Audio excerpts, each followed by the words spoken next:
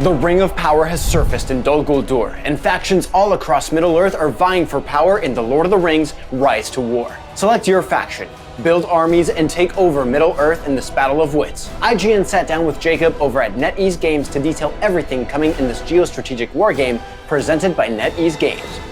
Hello, my name is Alan Wheeler, and joining me today is Jacob from NetEase Games. Welcome. Hi, Alan. Thanks.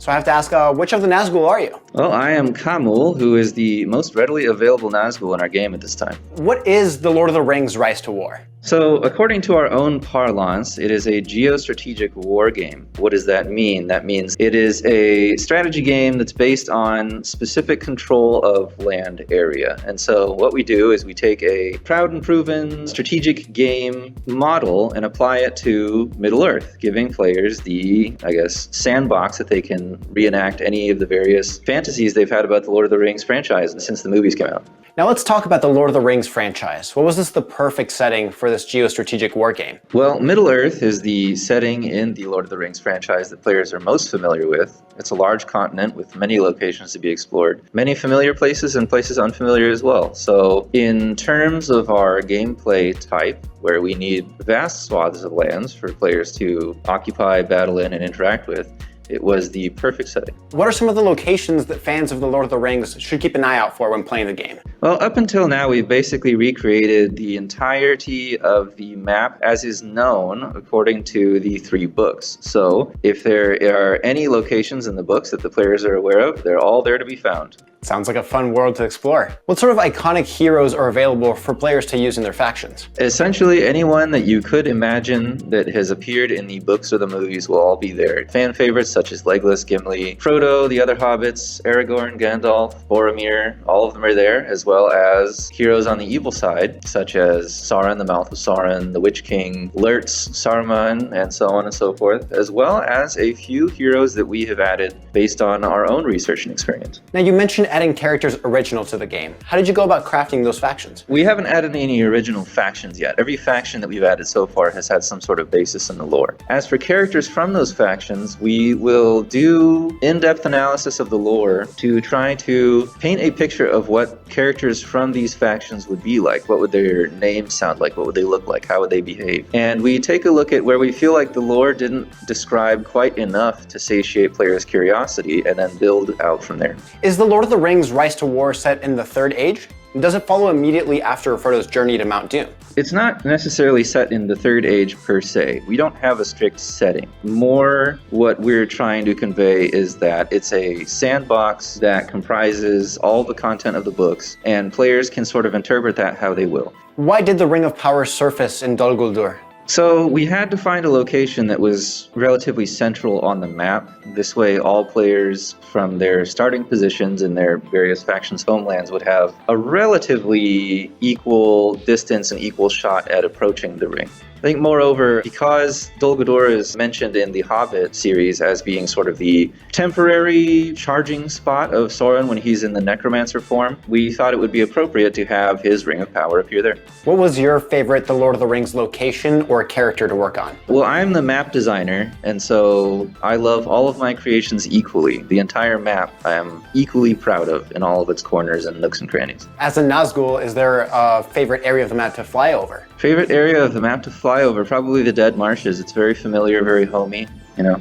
What factions are currently in the game and how do they differ? All the factions that you would expect, plus some that perhaps players would not be quite as familiar with. So on the good side, we have Lothlorien, Erebor, Rohan, Gondor, with the addition of the Linden Elves in certain servers and seasons. And then on the evil side, we have, again, what you would expect with Isengard, Mordor, Angmar, which might be sort of unfamiliar to some players, and Ruin, which would also probably be unfamiliar to many players. One of the things that we're trying to do with the factions is give players a chance to experience content that is sort of briefly mentioned in the movies, like the Soldiers of Run, and then expand on other book content, such as the Varyags that we've added recently, or the Gundabad Orcs, which again is another recent addition. They're all sort of briefly touched on, at least, or referenced in some way, but not explored to the extent that I think a lot of players would want. And so we want to really give players the opportunity to explore things in the IP that they might not have had the chance to become familiar with previously.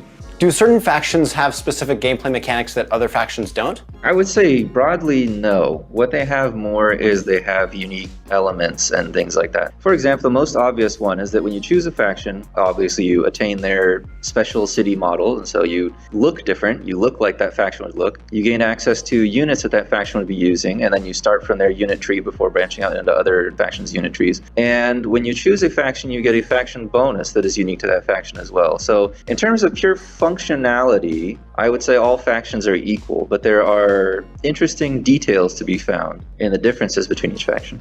So what about the runes Easterlings? Maybe not all the fans would be familiar with them, so what makes them unique? So the Easterlings are actually very interesting. Sadly, at this point in time, they're slightly underappreciated in terms of faction choice for most players, but I personally think they're the most interesting because they're only shown very, very briefly in the movies. In the scenes where we have Sam and Frodo, I want to say it's approaching the Black Gate, and they're hiding sort of on a mountainside looking down, and you see an army coming out of the gates in sort of golden disc-shaped helmets and burgundy armor on their bodies. That is the Easterling army. And so in the movies, you're only given really that much of an exposure to this faction, but within the lore itself, they have a very rich history and a very sort of storied involvement with Sauron and the War of the Ring. And so it's a very present and very important part of the lore that the movies don't really give you a chance to explore. And so most of the content is, you could say, not really created, but fleshed out by us. In terms of new content or unique content, this is something that we can really offer that other entries in the franchise haven't.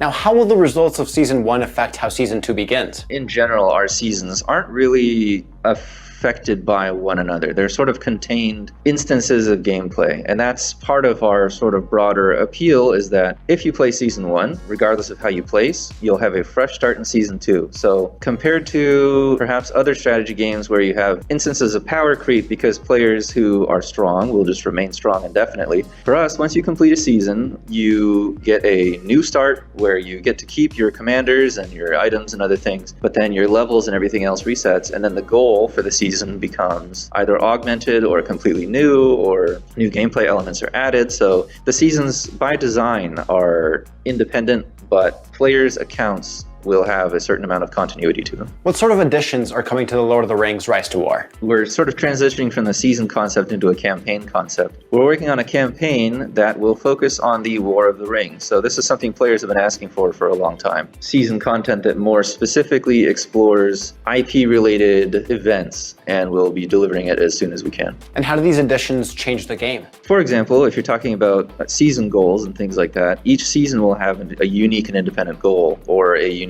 sort of gameplay gimmick. And whereas in previous seasons, the goal has often just been to occupy Dolgodur and seize the ring for yourself, in the upcoming season, the goal will be more in line with the mainline story of the movies. So the way that players experience the game will undergo a serious change. Now, fans of the original movies and original book series should be excited for Season 4. Do you mind telling the viewers why? Season 4 will be focusing on the War of the Ring, the story that's conveyed by the books and movies. So instead of our more sort of fast and loose interpretation with the Dolgodur and factional war in previous seasons, Season 4 will be focusing more purely on a struggle between good and evil for the fate of the ring. Now, what role will the Fellowship of the Ring play? Good players, essentially, will be trying to aid the Fellowship of the Ring in its quest to deliver the ring to Mount Doom. Meanwhile, players on the evil side will be doing their best to try to hinder the progress of the Fellowship of the Ring while accomplishing their goal of conquering Middle-earth. And we've heard rumors of a spring festival. What sort of surprises does it bring for players? There will be all manner of festivities, gardening minigames, trivia, and as always, rewards to be had. Sounds like a fun time. Thank you so much for joining me, Jacob. The Lord of the Rings Rise to War is available now for free on iOS and Google Play Store. And for more on all things gaming, stay tuned to IGN.com.